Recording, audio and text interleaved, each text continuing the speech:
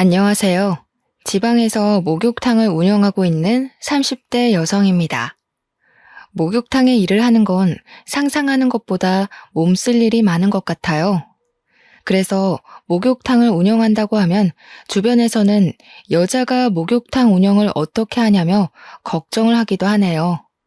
하지만 저는 지금 하고 있는 일에 만족을 한답니다. 깨끗하게 청소된 목욕탕에서 몸을 담그고 피로를 푸는 손님들의 모습을 보면 저까지 기분이 좋아지거든요. 그래서 코로나가 찾아온 요 몇 년간은 참 힘들었네요.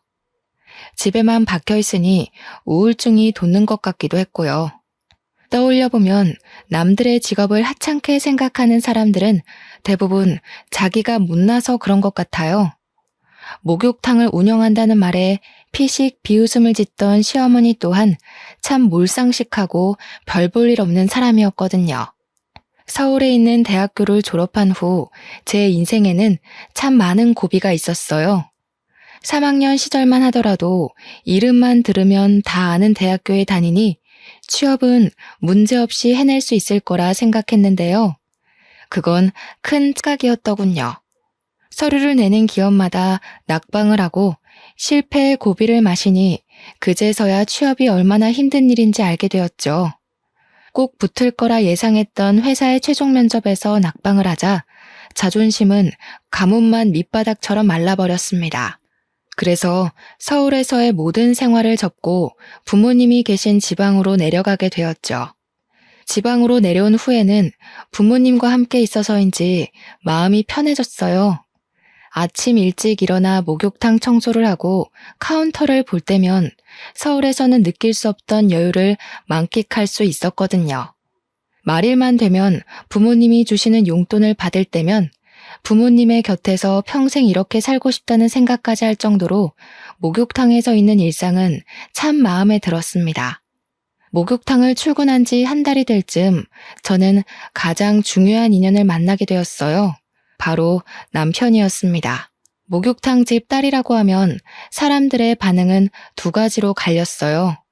아직도 목욕탕을 운영하냐면서 칭찬을 하는 사람과 시대에 뒤처져서 전망도 없는 일에 매달린다고 하는 사람 말이에요.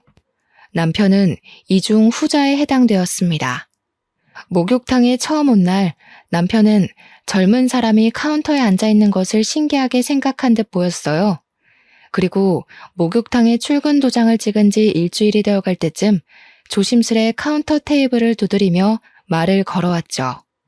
애초에 속사정을 숨길 생각도 없었기에 있는 사실 그대로를 말해주었습니다. 취업에 실패한 것과 죽을 것 같이 힘들어 부모님이 운영하는 목욕탕 일을 도와주면서 시간을 보내고 있는 것까지요. 그랬더니 남편은 큰 상심을 했음에도 다시 자신이 할 일을 찾는 것 자체가 대단하다며 오히려 칭찬을 해주었습니다. 그런 남편의 모습은 정말 의외였어요. 다른 사람들 같았으면 대학교까지 나와 목욕탕 일이나 돕는 저를 꾸짖었겠지만 남편은 오히려 대단하다며 엄지를 치켜 세워줬으니까요. 그 한마디에 그만 남편에게 마음을 빼앗겨버렸죠. 그렇게 시간이 지나고 저희는 투명한 칸막이를 두고 이야기를 나누는 날들이 많아졌어요. 시골에서 젊은 사람을 보는 건 흔치 않은 일인 거잖아요. 박사 학위를 받은 남편은 지방 대학교에서 시간 강사로 일을 하고 있다고 했습니다. 남편은 학생을 가르치는 일이 얼마나 힘든지 푸념하기도 하고 교수가 될 수 있을지 없을지에 대한 걱정도 털어놓았는데요. 힘들었을 텐데 포기하지 않고 꾸준하게 노력하는 남편의 모습은 참 멋있게 느껴지더라고요. 그래서 만난 지 얼마 안 되었지만 마음을 열고 연애를 시작했던 것 같네요. 모아놓은 결혼 자금은커녕 변변한 취업 자리도 없는 제가 결혼을 할 수 있었던 건 오로지 남편의 노력 덕분이었어요. 프로포즈를 하며 반지를 끼워줄 때 모아놓은 돈이 없다며 거부를 했는데요. 오히려 남편은 자신이 더 열심히 돈을 벌면 된다며 맨몸으로도 좋으니 결혼만 해달라고 하더군요. 미안한 마음에 계속 밀어냈지만 남편은 그때마다 안심을 시키듯이 등을 두드려 주었고 그런 남편의 모습에 다시 한번 반해 만남을 이어갔네요. 그리고 연애를 한 지 1년 후 저희는 부부가 되었습니다. 취업은커녕 결혼 자금조차 모으지 못한 상태로 결혼할 수 있었던 것은 오로지 남편의 노력 덕분이었어요. 남편에 비해 너무나 부족한 걸 알기에 밀어냈지만 남편은 자신이 모아놓은 돈이 있으니 아무 걱정하지 말고 결혼 준비를 하자고 했는데요. 그 말이 진실이든 아니든 참 감동적이었죠. 무엇이든 자기가 다 책임진다는 게 쉬운 일이 아닌 거잖아요. 그래서 남편을 믿기로 굳게 마음을 먹었어요. 결혼 준비를 하면서 알게 된 사실은 시부모님이 굉장한 부자라는 사실이었습니다. 검사로 일하던 시아버지께서는 은퇴 후 이름만 대면 알만한 로펌으로 이직을 하셨고, 시어머니께서는 시아버지의 명의의 건물을 관리하면서 취미로는 그림을 그린다고 하시더군요. 남편이 있는 집 자식이라는 것을 알게 되자 부모님께서는 오히려 걱정을 하며 발만 동동 구르셨어요. 목욕탕을 하는 저희 집을 이해하지 못할 거라면서요. 어머니께서는 걱정으로 밤잠까지 설치시며 남편과의 결혼을 말리셨죠. 시어머니께서 고된 시집살이를 시킬 거라면서요.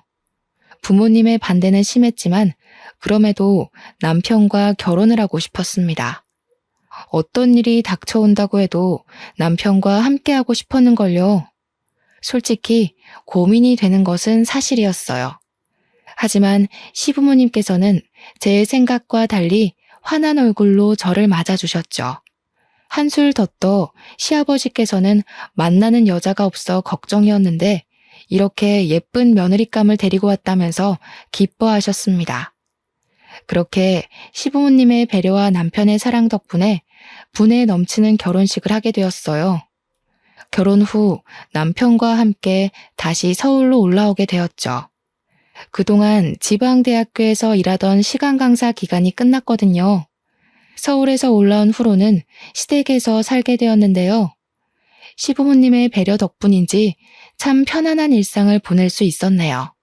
시아버지께서는 무뚝뚝하기는 했지만 퇴근을 하실 때면 제가 좋아하는 맛의 치킨을 사다 주셨어요.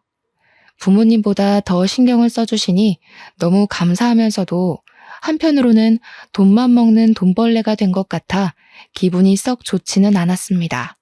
그래서 그림 작업에 열중하고 있는 시어머니를 대신해 집안일을 하려 옷소매를 걷어붙였죠. 하지만 설거지라도 할라치면 작업실에서 뛰어나온 시어머니께서는 그마저도 못하게 하셨어요. 집안일을 하는 가정부도 따로 있는데 왜 몸상하게 일을 하냐면서요. 시어머니의 만류에 집에서 할 수 있는 것이라고는 책을 보거나 먹은 것을 설거지통에 가져다 놓는 일뿐이었어요. 잘해주려고 노력하는 시부모님이나 교수 준비로 바쁜 남편에게는 말할 수 없었기에 친구들에게 푸념을 늘어놓는 시간이 점점 더 길어졌죠. 하지만 친구들은 이런 고충을 잘 이해하지 못하는 것 같았어요. 오히려 시집살이를 하는 자신을 놀리냐며 더러 화를 낼 뿐이었죠. 이렇다 보니 어디서 말도 못하고 속으로만 끙끙 앓는 날이 점점 늘어났습니다. 오죽하면 밖으로 나가 편의점 아르바이트라도 해야 하나 생각을 할 정도로요. 그러던 중 시댁 식구들이 모두 외출을 하고 가정부 아줌마와 둘이 남은 날이었습니다. 같이 모여 그릇 정리를 하던 중 가정부 아줌마께서는 어쩌다가 이런 집에 시집을 왔냐면서 걱정을 하셨어요. 가정부 아줌마의 말에 오히려 너무 잘해주셔서 몸둘 바를 모르겠다고 답을 했는데요. 아줌마는 한숨을 푹푹 내쉬면서 힘겹게 입을 여셨네요. 내가 먹고 사는 게 팍팍해서 이 집안 식구들 비밀은 일 그만두는 날까지 입 꾹 닫고 있으려고 했는데 새댁이 아무것도 모르고 시집을 온 것 같아서 가만두면 혼자서만 바보 되는 건데 그래도 기본적인 건 알고 있어야 되지 않겠어요? 사실 이 집 도련님 새댁한테 2번째 장가 드신 거예요. 네? 그게 도대체 무슨 말씀이세요? 닫고 있던 그릇을 놓칠 뻔한 것은 간신히 붙잡았지만 2번째 장가라는 한마디에 정신은 이미 몸 밖으로 빠져나간 상태였죠. 그러자 가정부 아줌마는 답답하다는 듯 들고 있던 접시를 소리가 날 정도로 세게 내려놓으시더군요. 무슨 말이긴. 도련 이혼하고 세댁한테 새 장가 들었다는 말이지. 도련님한테 대학교 때부터 사귀던 여자친구가 있었는데 사모님께서 탐탁지 않게 생각했거든요. 그럴 만도 한 게 여자 집이 재벌 뺨칠 만큼 부자인데다가 외동딸이어서 그 집 부모가 참 극성이었거든. 그런 집에 장가가면 자기 아들 고생할 게 뻔하다면서 헤어지라고 얼마나 난리를 피웠는데요. 그래서 그때 결혼 안 시켜주면 공부고 뭐고 다 포기하고 백수로 살 거라면서 엄청 반항을 했었지 아마.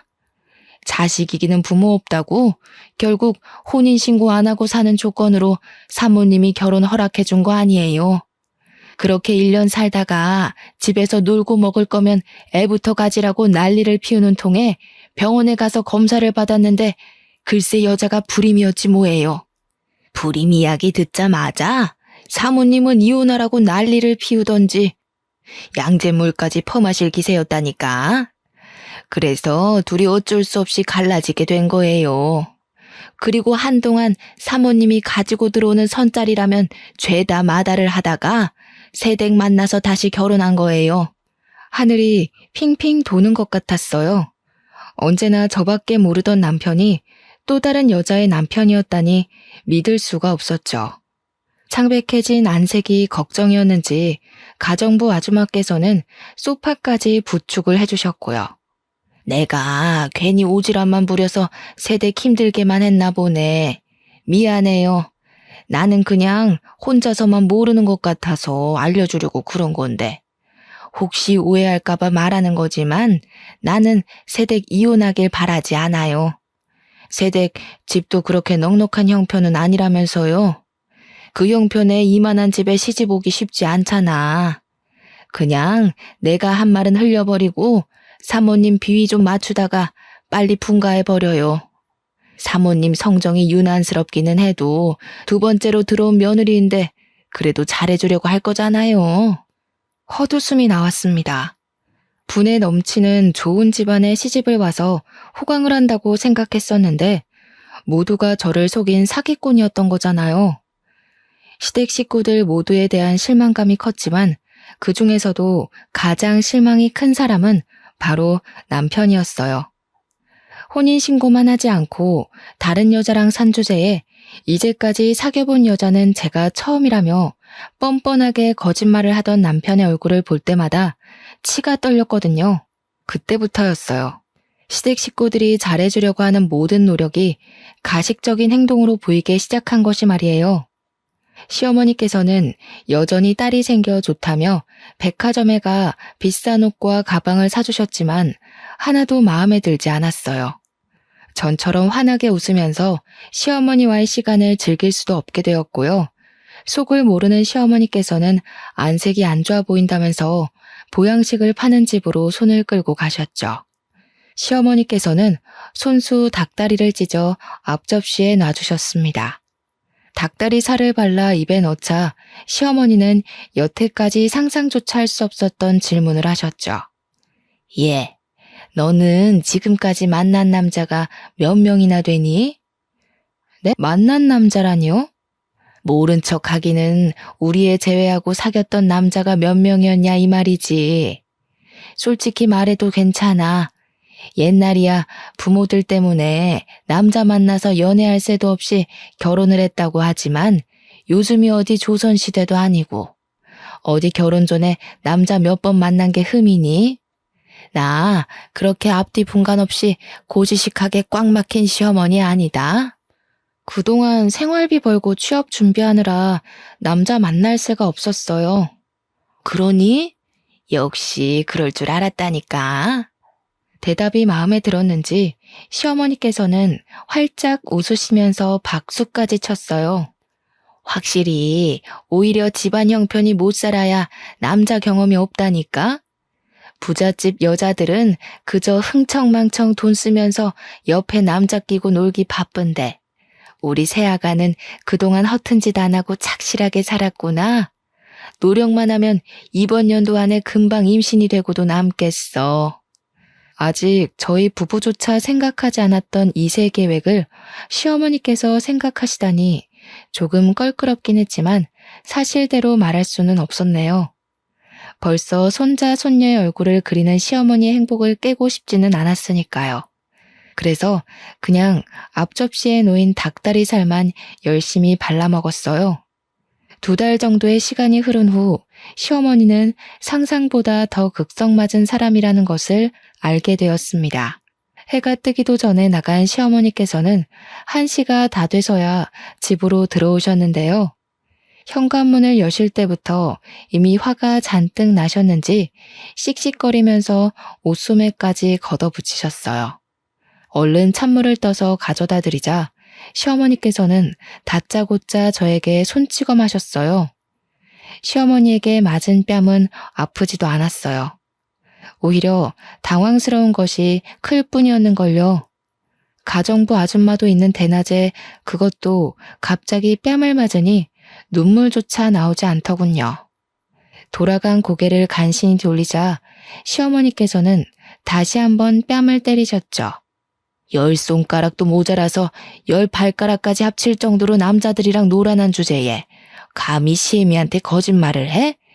집이 못 살아도 그 몸뚱이 하나 깨끗할 거라고 믿고 데리고 왔더니 남들이 쓰고 버린 행주를 며느리라고 들였어.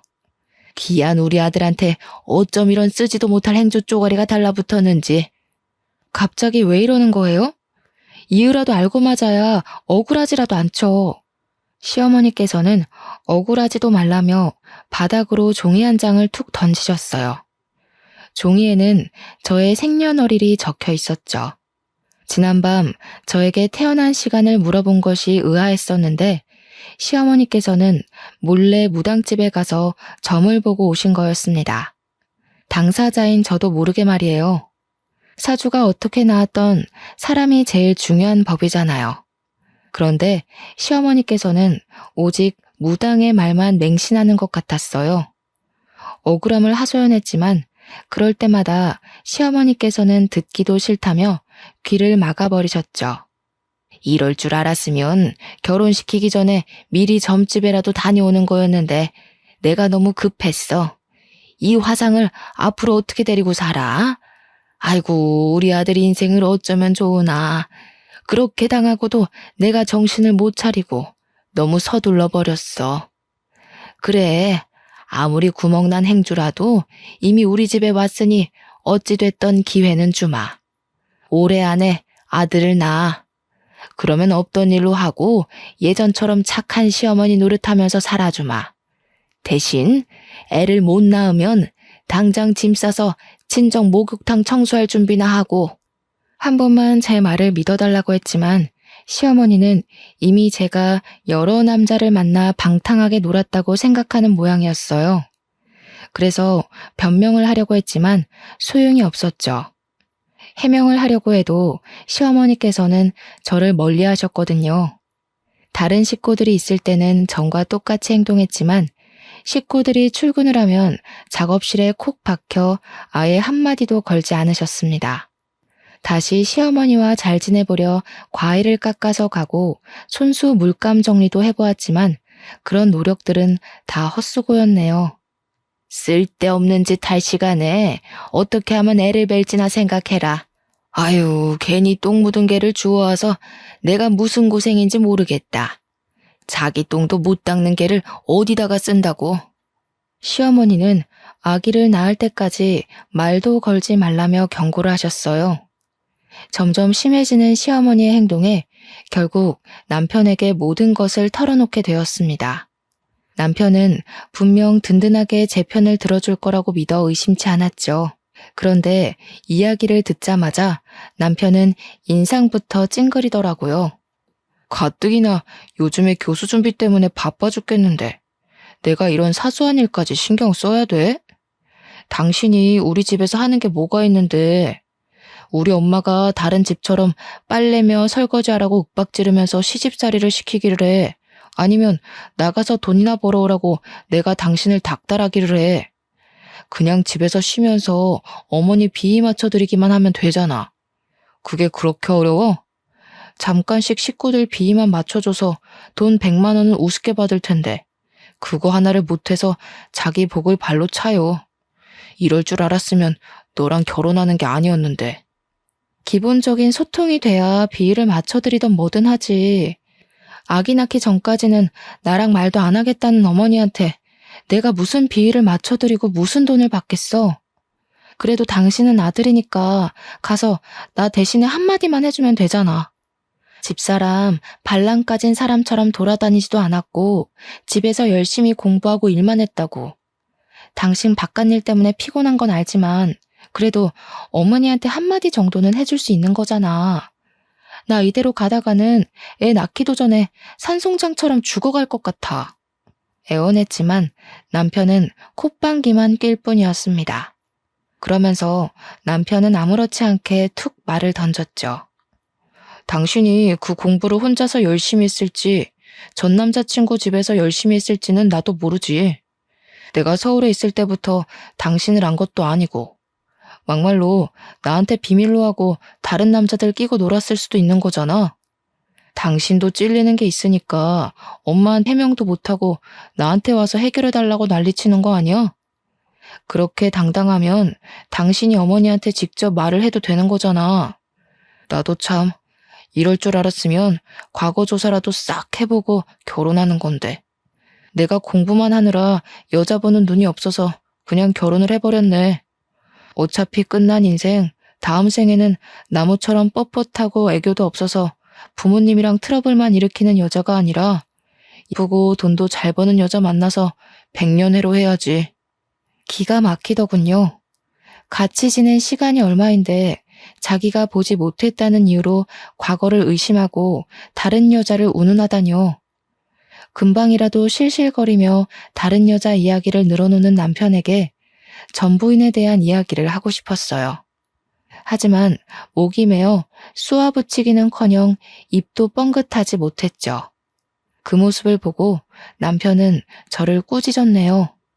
여우같이 살살 애교 피우면 그냥 넘어갈 문제를 밥 기다리는 곰마냥 버젓이 앉아서 버티고 있으니까 엄마가 더 화내는 거 아니야. 산에 있는 나무를 뽑아와서 산다고 해도 당신만큼 뻣뻣하지는 않을 거야. 무슨 여자가 애교가 없어? 결혼 전 다정하던 모습은 먼지 한 톨만큼도 찾아볼 수 없는 남편을 보며 친구들이 해줬던 말이 기억났어요. 남편은 결혼하자마자 바로 남의 편이 돼서 남편이라는 말이요. 제일 믿었던 남편마저 남의 편이라는 것을 알고 나니 실망감과 우울감이 동시에 덮쳐왔죠.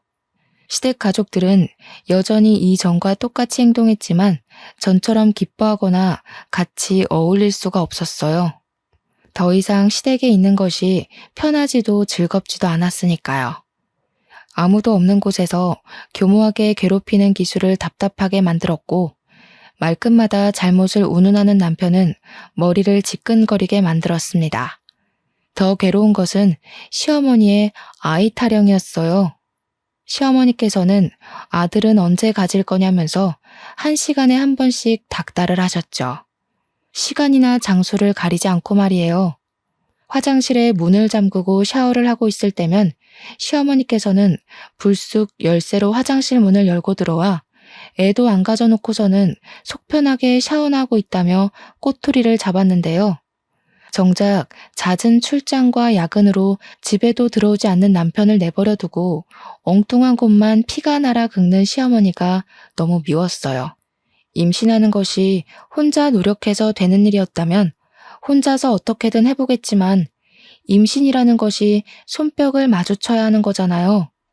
처음에는 남편의 교수 준비로 인해 시간이 없다고 해명을 했지만 그럴 때마다 귀를 닫고 잊지도 않은 과거를 운운하며 모든 책임을 떠넘기는 시어머니의 모습에 해명하는 것 또한 포기하고 말았네요.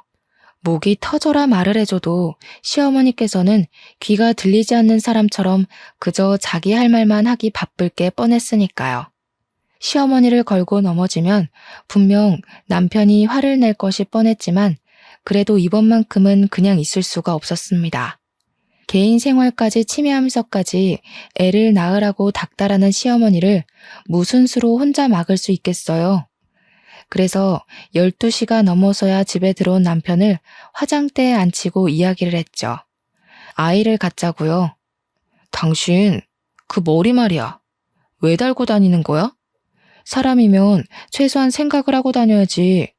지금 교수 임용이 얼마 남지도 않았는데 다짜고짜 애부터 갖자고 하면 그건 생각 없는 거를 떠나서 아예 뇌가 없는 거 아닌가? 자꾸 시간이 남아 돌아서 헛소리나 하나 본데 그렇게 할 게 없으면 아주머니 도와서 집안일이라도 좀 해. 집에서 놀고 먹게 해줬더니 남편 말은 밟아서 꿈틀거리는 지렁이만큼도 생각 안 하는 것 같은데 그럴 거면 집에서 농땡이 부리지 말고 나가서 편의점 아르바이트를 하던 고깃집 불판을 갈던 해. 바쁜 사람 짜증나게 신경 긁지 말고. 서러워지더군요. 아무 생각 없이 아이를 갖자는 것도 아니고 시어머니의 등살 때문에 어쩔 수 없이 아이를 갖자고 한 건데 남편은 그것마저 못마땅하게 생각하는 듯 했어요. 이리저리 무시를 당하자 이럴 거면 차라리 결혼을 하지 말고 작은 회사로라도 취업을 할 거라면서 후회를 했죠. 일은 아무리 힘들어도 끝이 있는 법인데 남편에게 받는 무시나 시어머니에게 받는 스트레스는 억지로 인연을 잘라내기 전까지는 계속해서 이어지는 거니까요. 그래도 남편이 얼마나 교수를 하고 싶어 하는지 알았기에 꾹 참으며 시어머니의 잔소리를 견디고 견뎌냈습니다. 하지만 이런 노력에도 불구하고 남편은 보란 듯이 교수 준비해서 시원하게 미끄러지고 말았네요. 교수 자리에서 완전히 떨어진 후 남편은 엄청난 상심을 한 것 같았어요. 서재에만 틀어박혀 얼굴조차 비치지 않았거든요. 어쩌다가 서재 문이라도 열려치면 남편은 불같이 화를 내면서 읽고 있던 책을 던지기까지 했습니다. 그러면서 교수 자리에서 떨어진 모든 이유가 아이를 갖자고 설쳤기 때문이라면서 길길이 날뛰었죠. 남편은 급기야 손찌검까지 하려고 했는데요. 배려 없는 남편의 행동을 보자 꾹 누르고 있던 울분이 터져나오더군요. 제발 그만 좀 해. 당신이야말로 그 잘난 머리로 한 번이라도 내가 왜 그랬는지 생각해보면 안 돼? 내가 미쳤다고 당신이 교수 준비하느라 바빠 죽는 거 뻔히 아는데 애 같자고 미친년처럼 날뛰면서 바짓가랑이 붙잡았겠어? 사람이 왜 이렇게 눈치가 없어? 책만 보던 머리 조금만 굴려도 답이 금방 나오잖아. 출퇴근하는 이모님도 내가 어머님한테 애 못 낳는다고 구박받는 거 알더라. 근데 살 부대끼면서 사는 당신은 도대체 왜 몰라? 아예 나한테 관심이 없어서 그런 거 아니야? 이럴 거면 차라리 혼자 책이나 보면서 조용히 살지. 왜 애꿎은 나를 당신 집안에 끌어들여서 잘 살고 있는 인생을 멋대로 망치냐고. 울고 불며 말을 하자 남편은 그제서야 이상한 낌새를 눈치챈 듯 싶었습니다. 가만히 우는 모습을 보고 있던 남편은 서재문을 열어 제끼고 시어머니를 불러와 물어보았죠. 남편이 물어보자 잠시 세모눈을 뜨던 시어머니께서는 금방 눈가에서 즙을 짜내면서 훌쩍거리셨어요. 아이고, 나이가 들면 죽어야지. 새아가한테 그렇게 너 안 바쁠 때 눈치껏 말하라고 했더니 기어코 일을 저질렀구나. 이래서 집안에는 여우 같은 여자가 들어와야 한다는 건데 이 애미도 괜히 너한테 애 가지라고 닥달을 했겠니? 네 아빠가 얼마나 핏줄 타령하는지 잘 알잖니? 손주가 없으면 네 앞으로 점 찍어놓은 건물 사회 환원해버리겠다고 하는데 어쩔 수 있니? 아휴, 아무리 돈이 급했어도 우리 아들 속사정 봐가면서 밀어붙였어야 되는데 그저 애미가 죄인이다 죄인이야. 그런 일이 있었으면 나한테 진작 얘기해줬어야지. 나는 엄마가 그런 줄도 모르고 괜히 화만 냈잖아. 앞으로는 내가 잘할 테니까 너무 울지 마. 서로를 끔찍이도 생각하는 두 모자를 보자 금방까지만 해도 눈가에 매달려 있던 눈물까지 쏙 들어가는 걸 알 수 있었습니다. 정작 상처받은 장본인은 바로 앞에 있는데 남편과 시어머니는 자신들이 상처를 받은 것 마냥 서로를 보듬어주고 있었어요. 정말 어이가 없었죠. 저는 그저 아이를 담을 그릇 정도로만 생각하는 남편과 시어머니가 소름 끼쳤고요. 그 후 시어머니와 남편은 유난을 떨면서 아이를 가지라고 난리를 피웠어요. 시어머니께서는 아들을 낳는 비법이라며 매일 아침마다 굵은 소금으로 머리를 감으라고 닥달했고, 남편은 함부로 음식을 먹으면 안 된다면서 가정부 아줌마를 들들 볶았죠. 그 결과 저는 매번 비린맛이 그대로 날 정도의 싱거운 나물 요리만 먹어야 했고요. 매번 굵은 소금으로 머리를 감아 상처가 난 두피 여기저기에서는 피가 나고 제대로 먹지 못한 몸은 점점 말라가기만 했는데요. 그보다 더 힘든 것은 일상이 된 간섭에 정신이 점점 더 피폐해지는 것이었죠. 그래서 더욱더 아이를 원하지 않게 되었어요. 아이를 가진다면 간신히 기르고 있던 손톱만큼의 제 자신이 깎여 나갈 것 같았거든요. 하지만 신은 참 너무한 것 같았습니다. 기어코 간신히 붙잡고 있던 것마저 깎아내며 뱃속의 아이를 점지해 주셨거든요. 임신을 한 후 가장 기뻐한 것은 시아버지였어요. 시아버지께서는 아직 코딱지만큼도 안 되는 아이의 초음파 사진을 보면서 무슨 일이 있어도 꼭 변호사나 의사처럼 큰일을 하는 사람으로 키울 거라면서 호언장담을 하셨죠. 그러면서 대뜸 성별부터 물어보시더군요. 아직 알 수 없다고 말을 하자 시아버지께서는 하늘이 두 쪽 나도 아들일 거라면서 호언장담을 하셨습니다. 그래서 딸일 수도 있다고 말씀을 드렸어요. 그러자 시아버지께서는 절대 딸일 리가 없다며 불같이 화를 내셨고요. 아들, 딸을 차별하는 시아버지의 모습에 큰 충격을 받았죠. 그나마 시댁에서 정상이라고 생각했던 시아버지마저 정상이 아닌 거잖아요. 임신 소식을 알린 후부터 시댁 식구들은 오직 제 배만 쳐다보았습니다. 시댁 식구들은 조금이라도 움직일라 치면 아이에게 가만히 앉아 있으라면서 호들갑을 떨었어요. 그러면서 태아에게 좋은 5만 가지의 음식은 모두 먹기를 강요하셨죠. 그 중에서도 제일 먹기 힘들었던 것은 장어즙이었어요. 입덧으로 물냄새만 맡아도 구역질이 올라오는 상태에서 역하고 비리기까지 한 장어즙을 먹으라고 하는 것은 고문과도 같았죠.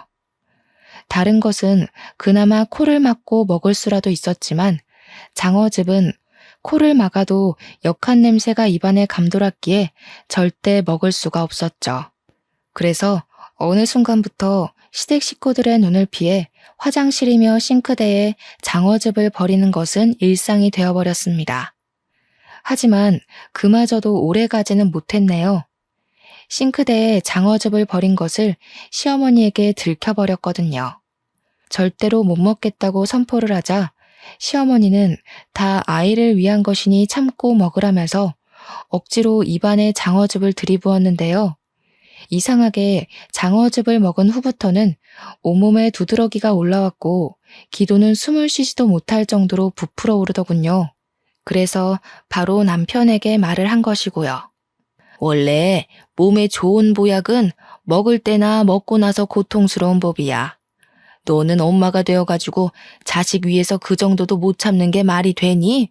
다른 엄마들은 몸이 아파도 뱃속에 애 잘못될까봐 아픈 것도 꾸역꾸역 잘 참는다는데 홀몸도 아니면서 너는 어떻게 다짜고짜 병원부터 가자는 말을 할 수가 있니? 나는 너같이 모성이 없는 애 뱃속에 있는 우리 손자가 너무 불쌍하다.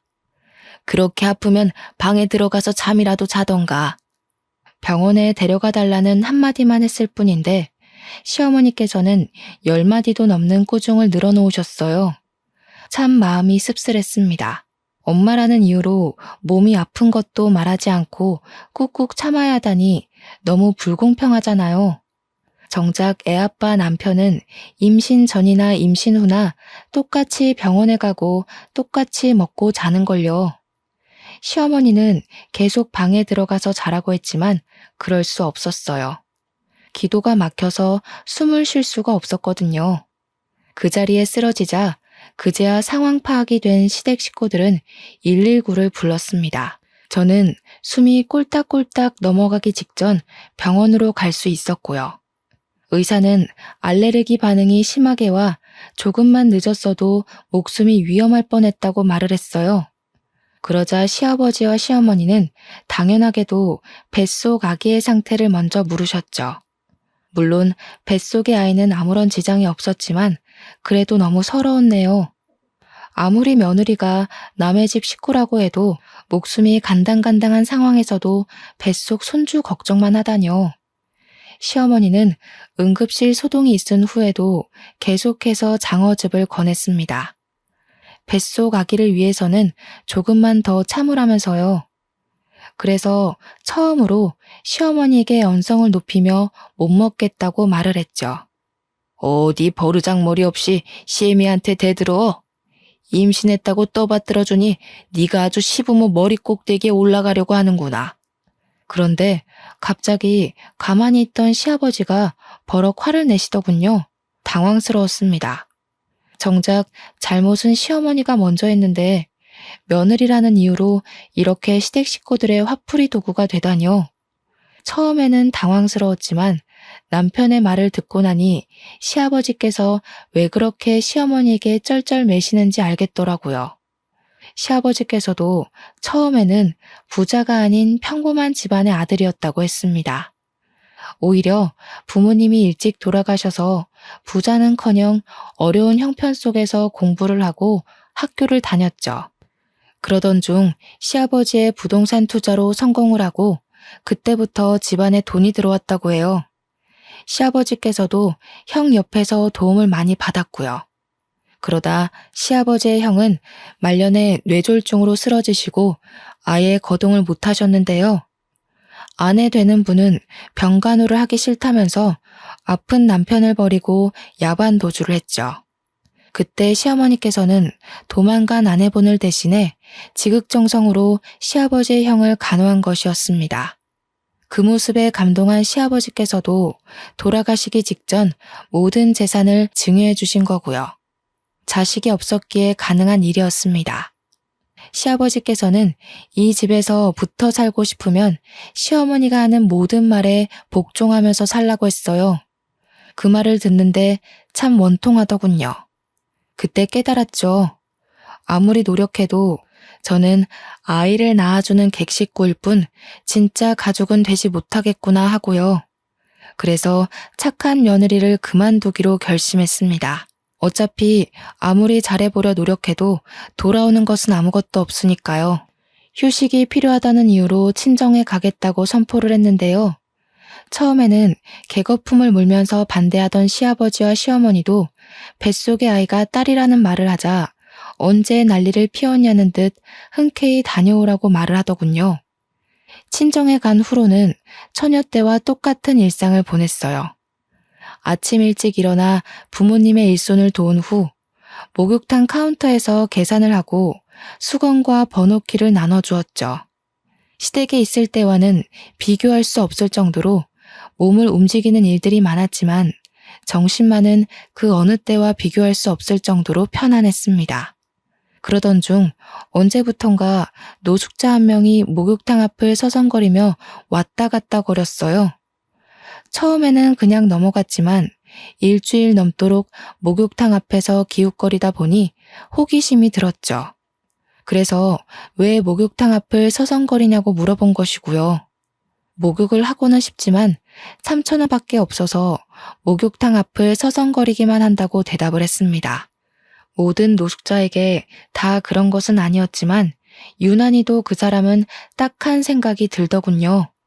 그래서 부모님에게 사정을 말하고 목욕을 할 수 있도록 도와주었죠. 샤워를 하고 나오니 노숙자의 얼굴은 부잣집 사모님처럼 기품이 넘쳤어요. 밖에서 떠들이 생활을 한 이유를 물어보자 노숙자의 눈가는 이미 촉촉해져 있었네요. 나도 처음부터 노숙자처럼 떠돌이 생활을 한 건 아니에요. 나도 결혼해서 평범하게 살고 있었어요. 근데 어느 날 남편이 미국 여행을 보내줘서 갔다 와 보니 이미 가족들은 이사를 간 직후더라고요. 너무 당황스러워서 연락을 해보려고 했는데 이미 연락처는 다 바꾼 상태였죠. 친정 식구들이 있었으면 수소문해서라도 남편을 찾아내서 위자료라도 받아냈을 텐데 친정 식구들도 없고 친구들도 없어서 지금까지 그냥 도망간 남편 원망만 하면서 이러고 살고 있네요. 노숙자의 사정은 참 딱했습니다. 부모님도 저랑 같은 생각이었고요. 그래서 노숙자에게 목욕탕 끝쪽에 있는 쪽방에서 지낼 수 있게 한 후 목욕탕 일손을 도와주는 대가로 월급을 드렸죠. 노숙자는 오갈 데 없는 자신을 먹여주고 재워주는 것만으로도 감사한데 이렇게 월급까지 주니 감사해서 몸둘 바를 모르겠다고 했어요. 노숙자는 저희 식구들을 은인이라고 생각했지만 그렇지만도 않았어요.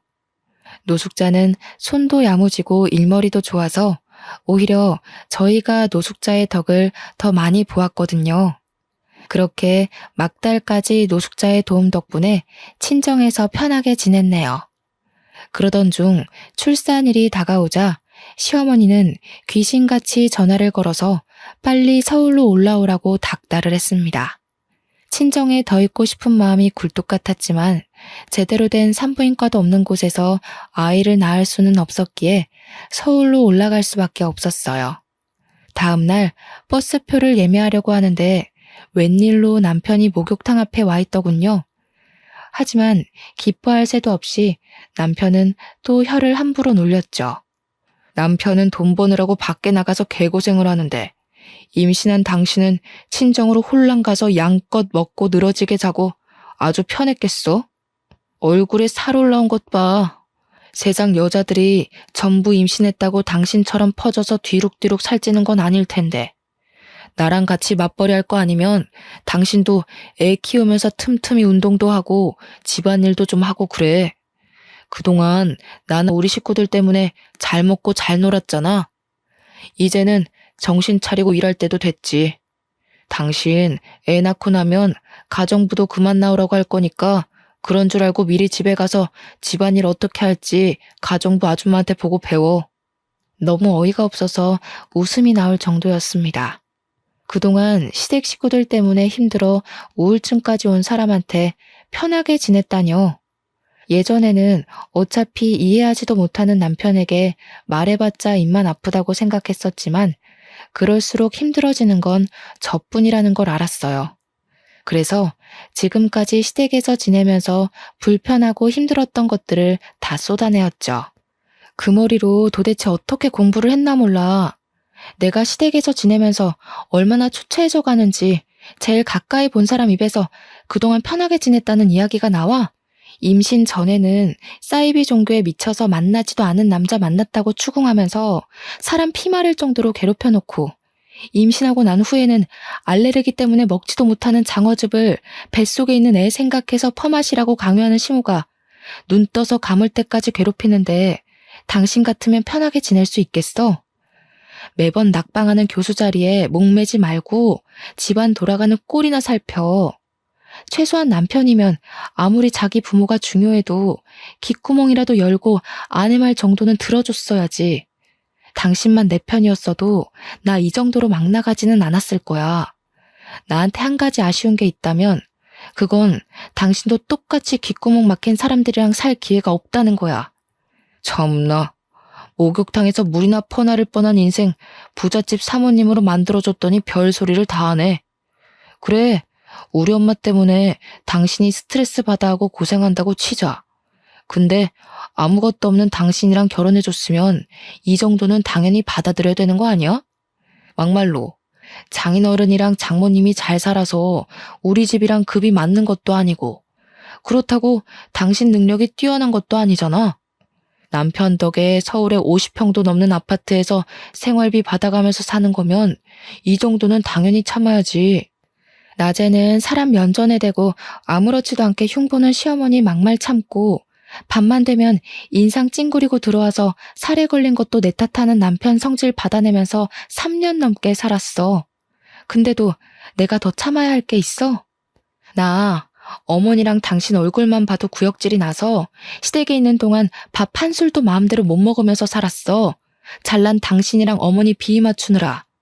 내가 목욕탕 집 딸인 게 당신네 식구들 욕바가지 될 정도로 잘못된 일인 거야? 애초에 이럴 거면 결혼하자는 말을 꺼내질 말던가. 이제야 말하는 거지만 나야말로 당신 인생 구제해준 거 아닌가? 이혼해서 쳐다도 안 보는 별 볼 일 없는 남자랑 살아준 거잖아. 제발 어머니 치마폭에 안겨서 현실인지 망상인지 구별도 못하고 살지 말고 현실을 좀 봐. 나니까 그동안 당신네 식구들 비위 맞추면서 살아준 거지. 다른 여자 데려왔어 봐. 금방 도망가다 못해 어머니한테 피해 보상금 내놓으라면서 바락바락 대들기까지 했을걸? 이혼 이야기가 나오자 남편은 당황하는 눈치였어요. 그럴 수밖에 없었죠. 시어머니나 시아버지도 남편의 이혼에 대해서는 입도 뻥끗 안 했거든요. 이혼한 게 뭐? 내가 이혼을 20번이고 30번이고 했다고 쳐도 내세울 거라고는 달랑 낡아 빠진 목욕탕밖에 없는 당신보다야 100배 1000배 나아. 결혼정보회사만 가도 나랑 결혼하겠다고 줄 서는 여자가 널렸는데 당신은 나랑 이혼하면 재혼이나 제대로 할 수 있겠어? 재혼 상대가 남편 신경이나 긁는 쥐새끼인 줄 알았으면 나라도 밖에서 그냥 엄마가 뭐라고 떠들던 본처 데리고 사는 건데 조강지 쳐버리고 재혼한 내 잘못이지 누굴 탓하겠어? 이미 혼인신고까지 한 마당에 다시 과거로 돌아갈 수도 없으니까 당신은 그냥 내 옆에서 앞으로는 애엄마 노릇이나 하면서 쥐 죽은 듯이 살아. 자신이 이혼했음에도 잘못한 것을 아는 것은커녕 반성조차 안 하는 남편의 태도는 어이가 없었는데요. 더 기가 막힌 것은 남편의 행동이었습니다. 보통 사람이라면 아무리 화가 났다고 하더라도 임신 막달인 아내를 두고 혼자서만 차에 올라타지는 않을 거잖아요. 하지만 남편은 자신의 기분이 상해 도저히 데리고 못 가겠다면서 알아서 서울로 올라오라고 하더군요. 그러면서 정말로 차를 타고 혼자서 쌩하니 가버렸고요. 짐을 가지고 내려오던 어머니와 아버지께서는 흔적도 없이 사라진 남편에 대해 물으셨어요. 임신 전이었다면 전처럼 밝은 척 변명을 둘러댔겠지만 이제는 그럴 자신이 없었네요. 그래서 시댁에서 어떤 취급을 받았는지와 남편이 어떻게 대했는지도 하나도 빠짐없이 다 이야기를 했죠. 이야기를 전해 들은 부모님은 경악을 하셨습니다. 아무리 자신들이 잘 사는 집이라지만 귀한 남의 집딸을 종부리듯이 휘어잡는 게 말이 되냐면서요. 정말 서러웠어요. 어머니와 아버지께서는 한마음 한뜻으로 아이 때문에 참고 살지 말고 힘들면 언제든지 이혼해도 좋다고 말씀을 해주셨죠. 옆을 든든하게 지켜주시는 부모님을 보자 느껴졌어요. 이 세상에 내 편이 있다는 것이 얼마나 대단하고 마음 따뜻해지는 일인지 말이에요. 남편과 시댁 식구들이 저에게 한 짓은 용서받지 못할 정도로 나빴지만 아이는 낳아야 했기에 부모님과 같이 서울로 향했죠. 제대로 된 병원은커녕 산부인과도 없는 본가에서는 아이를 낳을 환경이 안 됐거든요. 아버지의 차를 타고 향하는 시골의 풍경은 참 슬프더군요. 빠르게 지나가는 나무들을 보면 울컥 눈물이 차오르기도 했고요. 그렇지만 울 수는 없었어요. 여기서 더 슬퍼했다가는 부모님뿐만 아니라 뱃속에 있는 아이에게도 참 미안한 일이니까요. 그래서 눈물을 꾹 참고 창가를 봤죠. 그런데 그때 집채만한 화물차가 바로 저희 앞으로 돌진을 했습니다. 아버지는 핸들을 꺾으며 화물차를 피해보려고 했지만 이미 화물차는 저희 앞으로와 그대로 차를 들이박았어요. 손 쓸 틈도 없이 일어난 사고에 차에 타고 있던 모두가 속수무책으로 사고를 당할 수밖에 없었죠. 눈을 뜬 곳은 병원이었어요. 양옆으로는 시댁 식구들이 버티고 서 있더군요. 깜짝 놀라며 부모님의 안부를 묻자 시아버지께서는 부모님 모두 큰 부상 없이 입원을 했다고 말씀을 해주셨죠. 정말 다행이라고 생각하는데 이상하게도 아랫배가 너무 아프더라고요. 그래서 아이는 무사한 것이냐고 물어봤죠. 그러자 옆에 있던 남편은 우물쭈물하더니 아이는 유산됐다고 답을 했네요. 그깟 계집애 차라리 없는 게 나을지도 모른다. 아직 젊으니 병원에서 치료 잘 받고 몸조리하면 금방 또 가질 수 있을 게다. 이번에는 딸이었으니 다음에는 아들이겠지. 10달 동안 품고 있던 아이가 한순간에 없어졌다고 하니 참 마음이 복잡했어요. 남편과 시부모님에게 구박을 받을 때에는 서러웠고 부모님이 함께 교통사고를 당했을 때는 슬펐지만 아이를 잃은 감정은 말로 표현할 수가 없었네요. 정말 그 어떤 슬픔이 온다고 해도 이것보다 더한 것은 없다고 생각했죠. 저의 아픔을 알았는지 이번만큼은 시댁 식구들도 입을 꾹 다물고 있었습니다. 시아버지께서는 몸조리를 하라면서 5만 원짜리 지폐 다발을 내미셨어요. 남편은 미역국을 받아와 직접 떠먹여 주기까지 했죠. 시어머니께서도 안타까운 듯이 바라보셨는데요. 시아버지와 남편이 일 때문에 자리를 비우자 금세 본색을 드러내셨네요.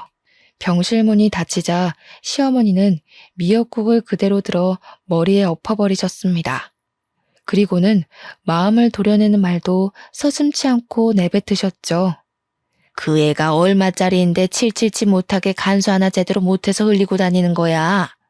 딸이어도 처대라고 우겨서 강남의 아파트 한 채는 받아낼 수 있었을 텐데. 누가 목욕탕집 딸 아니랄까봐. 아주 아이까지 말끔하게 씻겨나가게 했구나. 이제 보니 우리 아들이 교수 자리에서 미끄러진 것도 다 니년 탓이었어. 너 솔직히 말해보거라. 핑계로 친정 내려간 것도 네 부모랑 같이 우리 아들 앞길에 비누칠해서 미끄러지게 하려고 그런 거지? 요즘에 우리 집에 왜 이렇게 안 좋은 일이 많이 생기나 했더니 다 니년 탓이었었어. 지금은 내가 두 눈 시퍼렇게 뜨고 있어서 망정이지. 나중에 내가 없으면 얼씨구나 좋다구나 하고 우리 집 재산이며 우리 집 명성이며 씻겨 내려갈 텐데. 너 같은 화상을 계속 우리 집 식구로 들 수는 없지. 긴 말 필요 없다. 이혼 절차 그런 거 다 필요 없이 그냥 짐만 싸서 나가. 어머니, 아들이 능력 없이 떨어진 걸 왜 제 탓을 하세요? 저 어머니가 목욕탕집 딸내미라는 거 걸고 넘어질 때마다 너무 어이가 없었어요. 저희 부모님이 도둑질하는 걸 가르치셔서 시댁 물건에 손을 댄 것도 아니고 시집 와서 한 거라고는 손바닥 뒤집듯 앞뒤 다른 어머니 비위 맞추면서 시집사 참은 게 다인데 그게 그렇게 못마땅하셨어요? 자꾸 이상한 이유로 걸고 넘어지시지 말고 그냥 없는 집 딸 주제에 귀한 외동아들 가로채간 게 마음에 안 든다고 솔직하게 말씀하세요. 근데 어머니도 참 웃기세요. 임신하라고 난리칠 때는 언제고 이제 와서 이혼이라뇨. 강요 안 하셔도 잘난 어머니 아들이랑 이혼은 할 건데요. 그래도 제가 그동안 어머니한테 당했던 수모 때문에 빈손으로는 못 나가겠네요. 차내고 싶으시면 양손에 달걀이라도 쥐어주세요. 그동안 언감생신 꿈에도 못 꿀 집에서 먹여주고 입혀준 것만으로도 감사해야지. 이래서 쥐새끼한테 부스럭이라도 쥐어주지 말라고 하는 건데 내가 착해도 너무 착했지. 싹수가 노란 걸 진작 확인하고 쥐덫을 놨어야 하는 건데. 너 같은 거한테는 지금 들고 있는 돈 봉투도 과분한 건데. 왜 이러세요? 당장 내놔. 애도 흘린 주제에 뭘 잘했다고 돈까지 탐내? 너같이 돼버러진 것한테 나는 10원 한 장 못 준다. 시어머니는 급기야 시아버지가 주신 돈 봉투까지 빼앗으려 했습니다.